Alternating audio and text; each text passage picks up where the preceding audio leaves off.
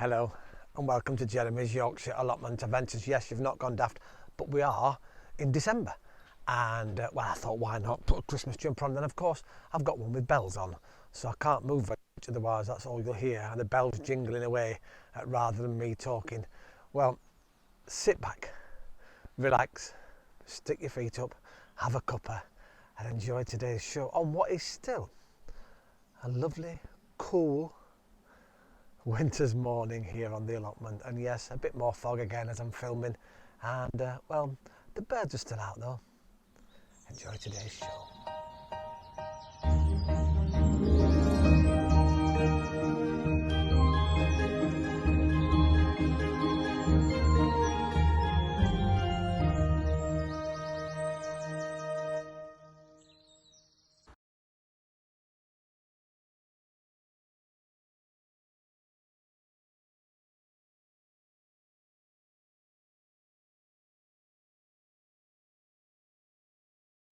Just been into the polytunnel here, and well, look, the last of my tomatoes.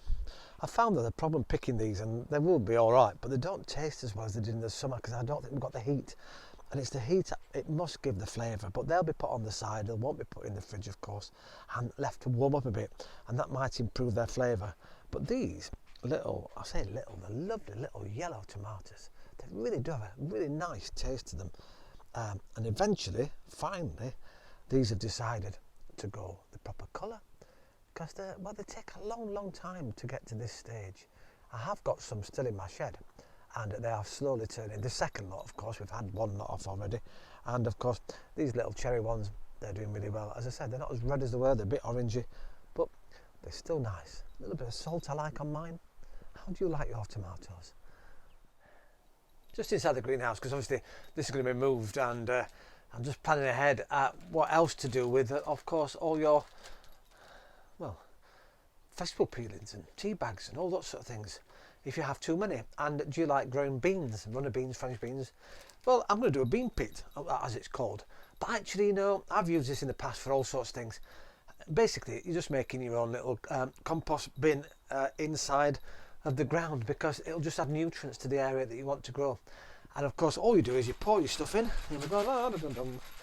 That's it, like that. There's one lot. Let's see what's in here. I know there's a full cabbage in here, but we don't really want. In fact, there's a full all sorts in there. Look at that. Let's get them in. A couple of them in. They will break down.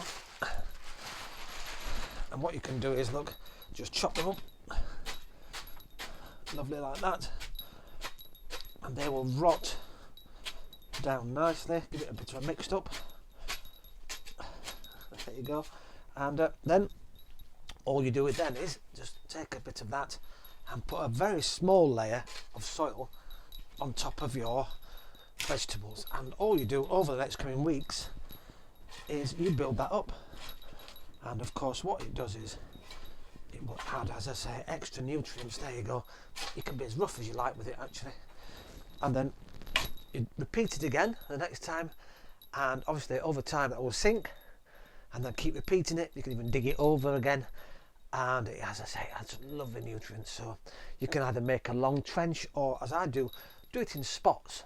And this area here will have lovely, beautiful. In fact, the whole of this last year had it, and we're going to do it more and more.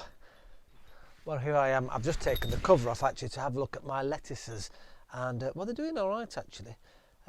Just take that leaf off there. Let's have a quick look. Yeah, I think there's got a few little bugs on them. So I've got a little sticky piece of paper here, and it should catch the bugs.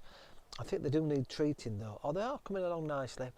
They have been covered up, so I think I'm going to take the cover off over this next week and see what happens with those. I might even put these ones into my polytunnel and see what happens in there, but then they will have to be covered definitely in there. The little pick as you grow lettuce, it's coming but very slowly. It's probably not hot enough for them, even though they are covered. And so I've got my chilli here. This is my lovely, although the leaves are falling now, not surprisingly, storing all that energy. It's my blueberry plant. This one here is still here, look, yoo-hoo. And well, that's going to be picked soon. It's not yet dying off. It's not been watered for ages, so it's not yet going. And in fact, neither is this one behind me. Here we are, look. This is the turmeric one, I think, from what I can remember, and this is my ginger. So, well, we'll see. I can't wait in a couple of weeks' time, when more of these leaves have died off, that we can get down in there and see actually what it looks like. Can't wait, because of course, the ginger will be lovely, of course, in our mulled wine. What do you think about that then, eh? Well, we are heading towards Christmas rapidly. Yay! And guess what? We may do a live broadcast this year on Christmas Day morning. Shall we try that this year? It won't be for very long, but we'll do a live broadcast. How exciting is that? Can't wait for that one. Here I am next to my compost heap. I've just dug it over to try and mix all the different materials together. Mine's been uncovered, but now it's the time. We're going to get it covered up with polythene or carpets. Although they do say nowadays not to put carpets on your allotment because it's not all wool anymore. It's all a mixture of all sorts of fibres that actually aren't good for your soil.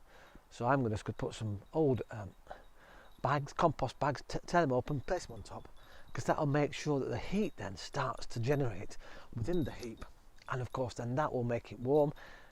All the bacteria will start eating everything, and it'll start turning into beautiful, lovely compost for next year, and that'll encourage the worms to come in because they like it, and hopefully this will be really, really lovely.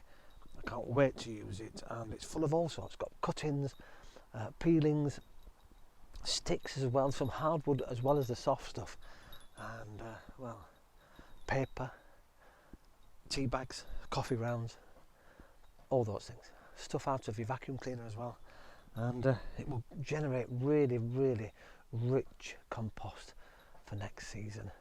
It's I love it, absolutely love it, and it smells very good, which is always a good sign of good compost. So I'm trying not to jingle too much.